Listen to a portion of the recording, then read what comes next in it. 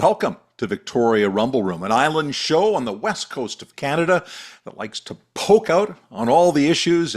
We don't mind delivering a punch or occasionally even receiving one. I'm Robin Adair, and with me as always, my pugilistic buddy, my Croatian sensation without compare, John Jurisic. And John, I'm joking around here, but off the top, I'm very upset about what's happening to a prominent member of our community. The Pagliacci restaurant is celebrating 45 years of operation in Victoria. And this would be the Siegel family. That's Solomon Siegel on the front of Monday magazine. And the Siegels have been here for years, building the restaurant industry and putting so much into the community. Howie Siegel, a lightning rod of controversy at times, a colorful guy, and a real mensch, and his son Solomon has taken the baton, and it's really a go-to restaurant in the community. So what's happening right now? We have pro-Palestinian protesters marching around, screaming insults at Pagliacci's, and sounding very much like they just disrupt whatever they can do at the ceremony and the festivities for the 45th anniversary of Pagliacci's. It's disgusting. And you want to get into disgusting. How about a woman who was one of the protesters who gets in front of the camera and says outrageously that Israeli women are too ugly to rape, and there's police standing by. Take a look at this.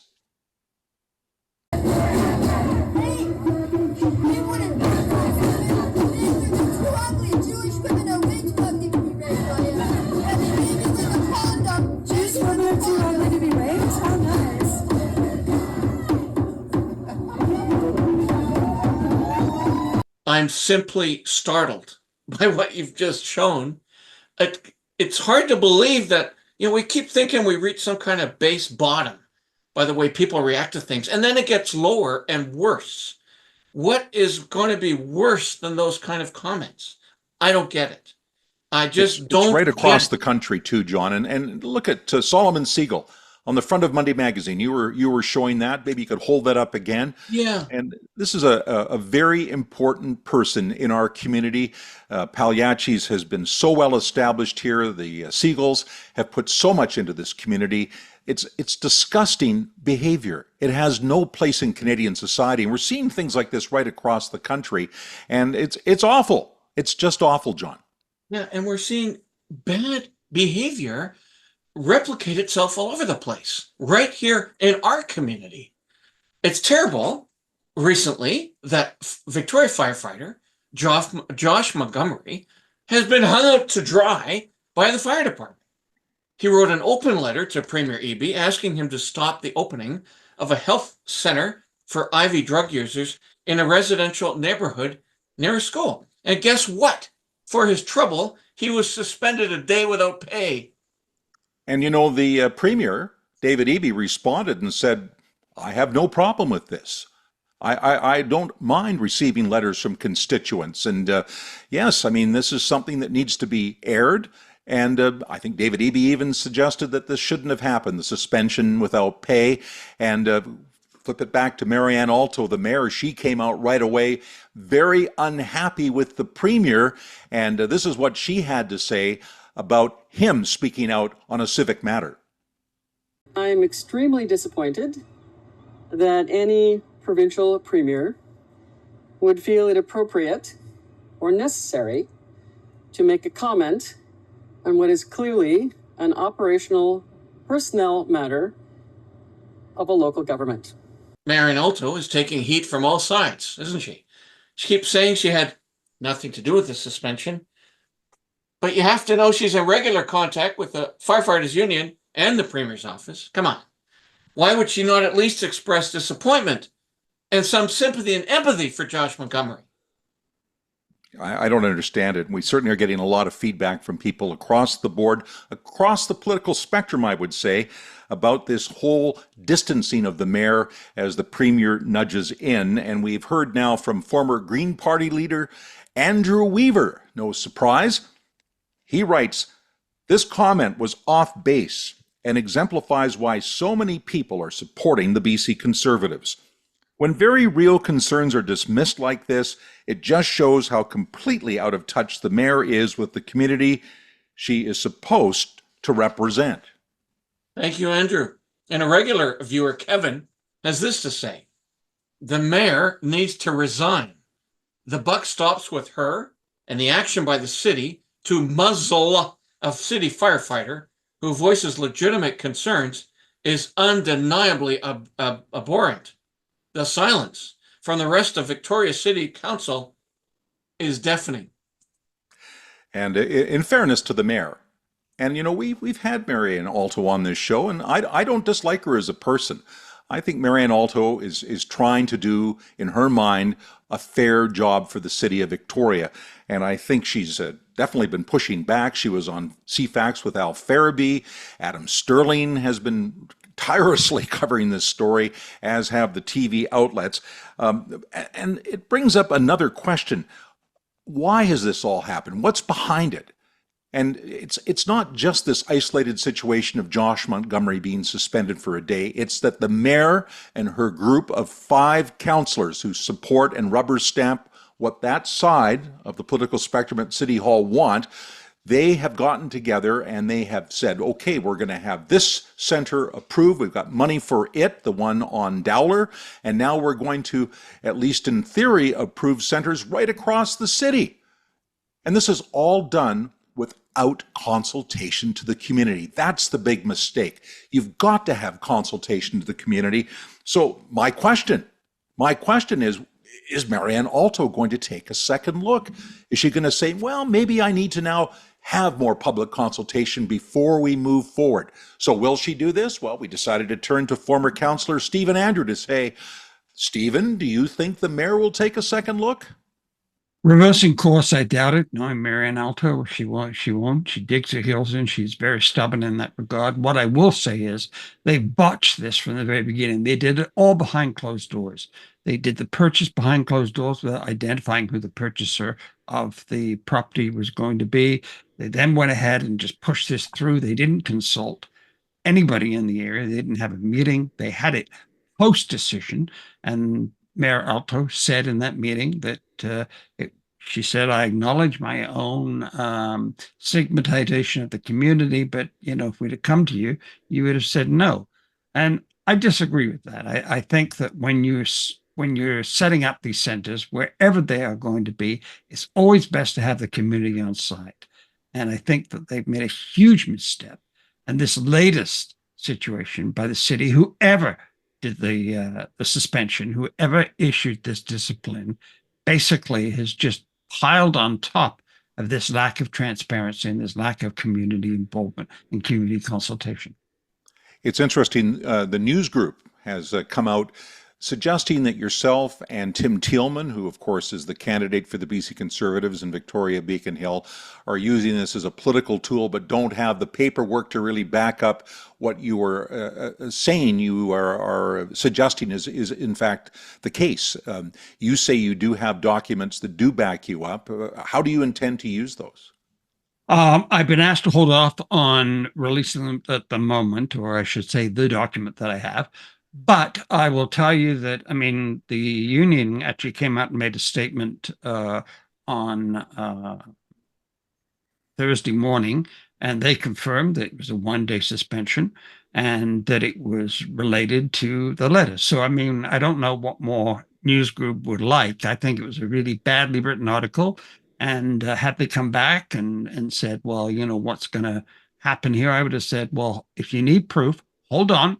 Give me a moment. I'll try to see what I can get, but they didn't. So I just think it was shoddy journalism. It was badly written. But what about the collective agreement with the firefighters union? Does that say that members aren't allowed to speak out the way that Mr. Montgomery has? My belief is that this is my belief, that they may be going out to him for violating the social media policy.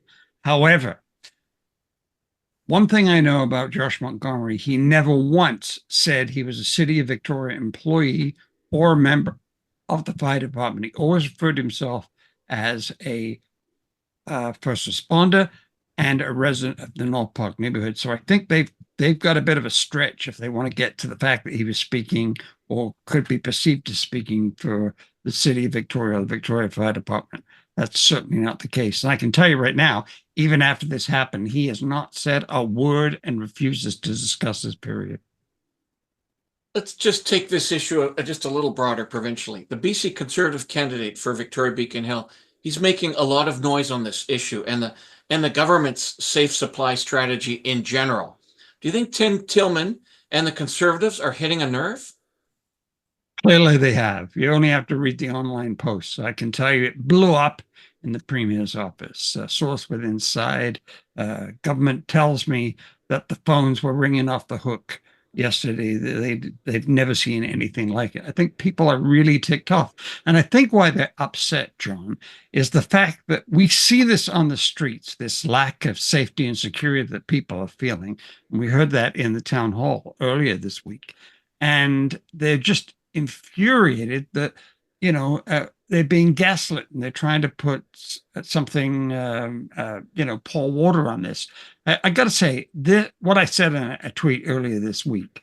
Here we have a situation where the community is begging for help from David Eby, begging for help from the city, and their solution to community safety is to tell first responders to keep their mouths shut. And to me, that's just despicable. Nobody said we don't want to help those that are roughhoused or those that are with addiction. They just wanted their community to be safe. And I think we all want that. And my definition of safe, as a friend of mine always says to me, if it's safe for children, it's safe for everybody. And that's what I believe. We don't. But it also seems to me, Stephen, it seems to me that we have a situation, and it's not just this council. It seems to be a growing in all the political realms, federally, provincially, and in civic government, that governments are trying their best now to just push things through, that consultation is not as prevalent as it once was in our democratic system. Would you agree with that? I would, because the evidence is there. There is no discussion about planning anymore, really. It's been virtually eliminated from the agenda. And I think that, again, that's why the issue with Josh Montgomery being suspended, whether the Premier's office had anything to do or not, is just capping off this feeling of, you don't want to listen to me. You want to listen to me when you want my vote. But other than that, no, you don't care. Another public figure who was also on hand for much of this dispute, Tim Tillman, who is the BC Conservative candidate for Victoria Beacon Hill, very, very proactive on social media and extremely proactive on this file. He's held a rally that was attended by Josh Montgomery. Subsequently, he had a town hall meeting online. And there is a lot of unhappiness in the community because people feel that they are not being listened to, that they have no input on whether they're going to have some sort of an IV drug center right in their backyard. And so then you have to wonder, what is the fallout from this? What's the Premier going to do about this in terms of sort of damage control as we head up towards the next election? And the lives of people in North Park have been disrupted. I just don't see them settling down, John. No, Tim Tillman, he's been out there, very active. He's effectively using this incident to lay out BC Conservative solutions to the addiction, mental health, and street crime issues. He does it very neatly with 4 key points. And a lot of these issue solutions I don't think are outrageous or sound particularly conservative. They sound very common sense. And I think a lot of people will resonate when they read this. Normalize and invest in recovery, not safe supply or drug consumption sites. Integrate recovery with skills and job training throughout the province. Build care facilities for mentally infirm people abandoned to the street. And enforce the law and end catch and release. Firefighters Union plans to meet with the Premier. David Eby has already distanced himself from the suspension of Josh Montgomery. What does he think of these centers for drug users being open across the city without community feedback, right? Well, if you're looking for a clue, look no further than Grace Lohr, Victoria Beacon Hill's current MLA and cabinet minister, thanking City Hall for opening these controversial centers, and not a word about the suspension or the need for public consultation. A few days ago, the Conservatives dropped a candidate who shared the message that should their party be elected, they should criminally investigate Dr. Bonnie Henry and Minister Diggs.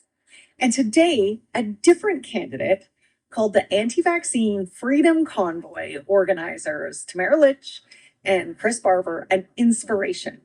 Hard no from me. Today, their leader is on Jordan Peterson's podcast. Again, no thank you. These are not people I want anywhere near decision-making in my province, or healthcare, schools, or frankly, anything. Elections matter. Don't think for a moment that they don't. Doubtless, we'll have a lot more to say on this issue. It's not going anywhere. This is an issue that's going to be with us, I think, for the foreseeable future. And let's hope some brighter minds get a hold of it and we find some real solutions that really work, because what we're doing right now clearly doesn't. But let's move on, John, and talk about another major issue that we'll also be wrestling with for the foreseeable future, and that would be housing. For decades, Pam Madoff was on Victoria City Council. For all of you out there, I'm sure you recall that fiery councillor, and leading the charge she was for the preservation of heritage buildings and homes in our region. All three levels of government are fast-tracking new housing and construction with very little input. Okay, this has Pam Madoff, the heritage community, and I might suggest a good portion of the rest of the community, on edge, to say the least. Well, we have so much demand for housing. There's so many people moving to Vancouver Island and the South Island in particular, and the push is on for more housing right across the board. Civic government is being nudged, more than nudged, by the provincial government. The feds are getting involved. It's a big election issue. Everybody's weighing in. And the question is, what gets lost in the shuffle? What's at risk as we rapidly build new buildings and tear older buildings down? What about preservation? What about heritage? And we asked Pam Madoff for her thoughts about this building craze and potentially what may indeed be lost. Let's zoom her in.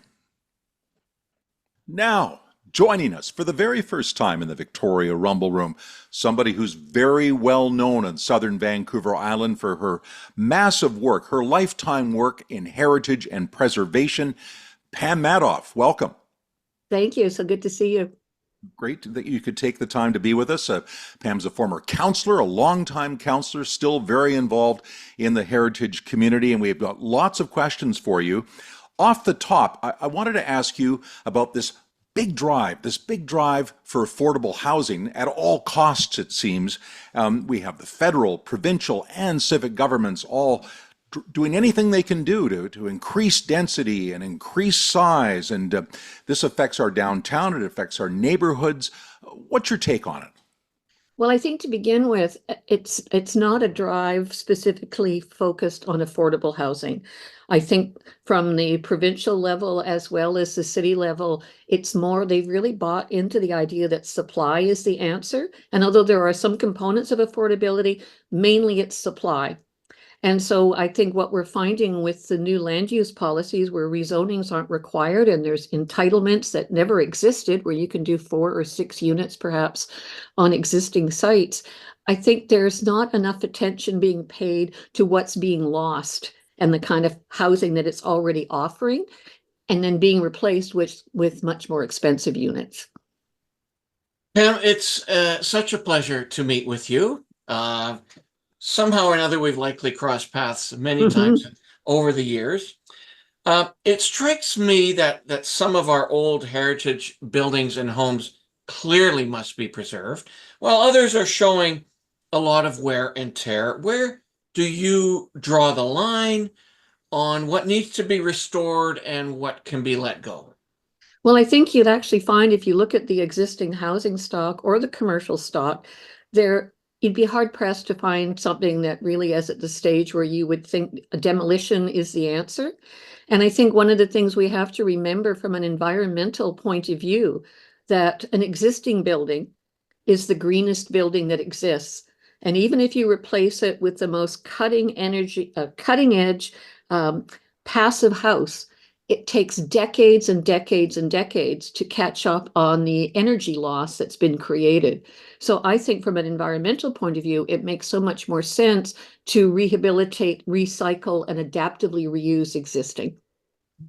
There's lots to talk about in terms of development that's proposed right now. We have a hotel proposal right on the edge of the Old Town, deep into Pandora. I'm sure you're familiar with it. And there's going to be twice the size or twice the height of existing buildings in the Old Town. I know that the heritage community is very concerned about this. So what can be relayed to the general public where they should be taking interest in this, and what could be lost or gained by moving forward with this proposal? Well, I think, in my opinion, that particular proposal poses the greatest threat to Old Town that I have seen, perhaps since the days of the Eaton Center, in terms of its principles. And I did observe the advisory design panel meeting and the other advisory committee meetings, and I'm not finding the kind of depth of consideration that you would like to see when they're making recommendations. And so I think for design panel especially, it was so disheartening when they really didn't discuss or acknowledge why the height allowance in Old Town is what it is. And the reason it's basically 5 stories is so that new buildings don't dominate the existing heritage buildings, when that is the golden goose for Old Town, is the character of the heritage buildings. And so the fact that this was twice the height was not really discussed. And when the proponents stated this is what it takes to have a financially viable project, there was sort of a shrug, and they said, oh, well, if that's what it takes to be financially viable, well, that's not a good enough reason for supporting something like this that flies in the face of fairly recently adopted design guidelines for Old Town. And so I think we need to look at it as a whole and not on a site-by-site basis. And if this is approved, there is no good reason for approving it in its current state. And so what's going to happen when the next project comes along and they point to that as a precedent? This council isn't saying no to much, though, are they? No, and I think that's the fear, is that, there's things that we would see in the past, and you would, regardless of the council of the day, you'd say there's no way that will be approved. And in this instance, we know that that it's being stated that there's a shortage of hotel rooms and that hotels are very expensive, and this is going to be a family-friendly building. All the things that I think will appeal to our current council. I just hope they would make a principle-based decision that would really recognize what the greater value is and what the greater principles are that are at stake. Pam, it seems like all of these housing, any kind of housing development ends up being controversial. Might I suggest that we go to a more recent one that seems to be leading the pack? For years, the old Janian building sat as a virtual ruin in the Inner Harbor on the edge of Old Town. And finally, after many years, the owner at Oak Bay relented and sold the property for development. Not beautiful condos or rental apartments, but not for real homes. So it wasn't built for people to actually live in, but rather postage stamp apartments for short-term stays. Did you think this was a mistake when this was originally approved? Well, it's interesting because that's not how it was presented to us on council at all. Oh, It was certainly presented as permanent housing. It was presented that these were ideal units. For example, if a family had a child coming to UVic, they would be able to buy them an apartment because it would be small and relatively affordable. There's a mix of sizes in the Janyan as well. Some of them are quite spacious. And so it really surprised me when I would read or hear subsequent to that it was never intended to be full-time permanent housing. And I can remember the sales pitches saying, yes, these units are going to be smaller, but they're really smart. Everything is built in, very livable. And downtown is going to be your living room when you choose to live, full-time at the Janyan. So I've been very surprised to hear this take on it, that it was never intended to be full-time housing. Did they fool council? Well, at the time we were in that transition, I think, of, it was pre-Airbnb. And it really, I think for many of us, we hadn't really been made aware of what the, transient zoning. And for us, it was, it would mean a hotel. But if you're choosing to build condos, you're still thinking about regular condo units. And so that was the kind of the turning point of the sort of advent of Airbnb, which is a completely new animal to all of us. And that's when it really sparked that beginning of the change in some of the city regulations. And so subsequent buildings no longer had that entitlement in the zoning and that kind of thing. But no, it was a complete surprise. I toured the Janyon when the units were done, and they're absolutely, of course, they're livable, and everything, as I said, is built in, very thoughtfully done. And so I really was taken by surprise when they were trying to make the case that was never intended to be permanent homes. So it's interesting, though, that council was maybe taken by surprise, or you as a councillor by surprise, and then maybe the people that invested as people that had put some of them in their lifetime savings into buying these, because they were told they could use them as Airbnbs and rentals, and it'd be a source of income, it'd be something for their retirement, and now they're high and dry because of the way the government's turned its back on this. So there's various players, it seems, that weren't really being open, and now a lot of people are being hurt. Yeah, and in terms of what people were being told at the time, because it was certainly represented that they would be able to be rented, because we had a practice on council that every new building that was built that was strata could not allow rental.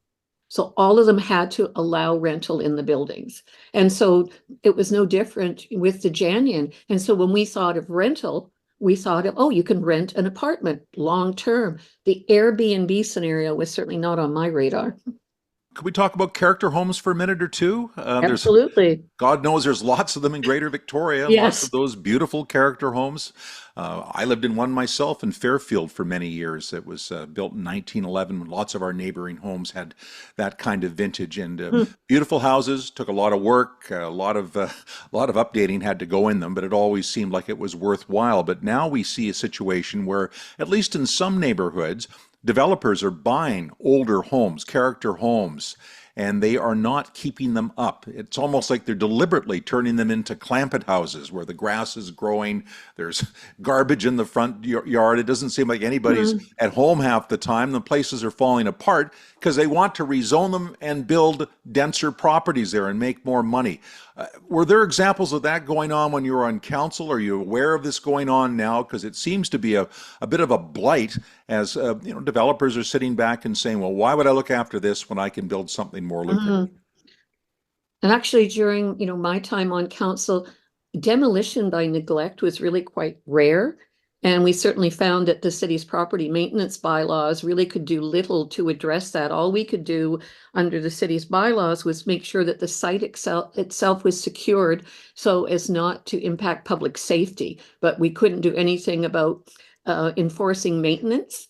But I think you'll find maybe less of that happening, as has been happening in the last few months, because the entitlements are such that you do not have to go through a rezoning process. So you could immediately start to basically redevelop. Pam, so this is my final question, and often these are general in scope and future thinking. So allow you to sort of look forward a little bit. I'm interested in your take on building tall structures with density along our main road links like Shelburne, Tillicum, for example. Is this the place for bigger structures? Is there a place for larger buildings in your mind in the region? And what do you think construction in our region holds for the future? Well, I think it's interesting. When I was on council and we were developing the downtown core area plan, it supported significant density east of Douglas Street, so Blanchard Street especially. And it was very specific that the intent was to preserve the character and scale of Old Town, and that density would go further to the east. And I had mixed feelings about it, but I thought if that's a trade-off, I can support it. I think one of the things that concerns me is that when people look at a high rise, they automatically assume that that is the most dense option that you could construct. And they're really surprised to hear that up until fairly recently, the building that had the most density, which is the the built form compared to the size of the lot was the Belmont building, kitty corner from the Tourism Information Center. Yeah. And so one of the things that I'm in favor of is high density, low rise as an option. And I think it's really a shame that it's just assumed that high rise is the option.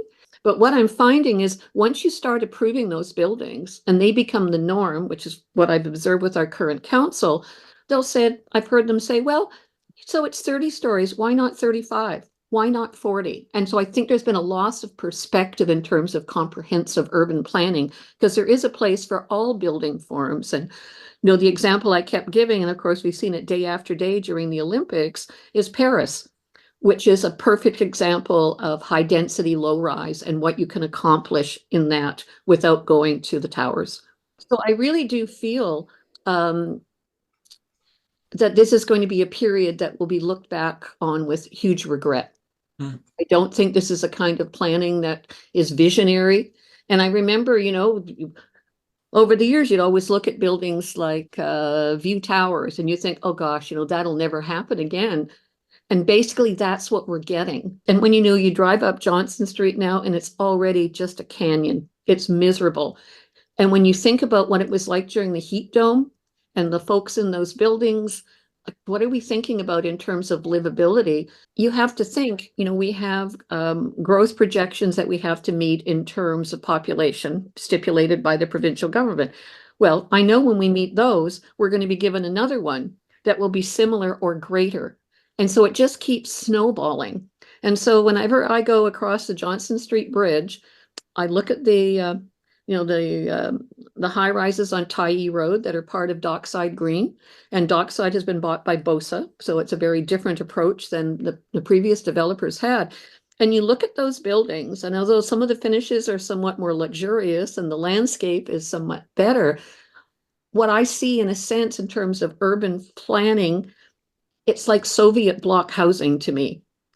And so if we want to accommodate all these people who are all going to want to live on the South Island, mainly because of weather, are we going to become a region where that's what it's going to be?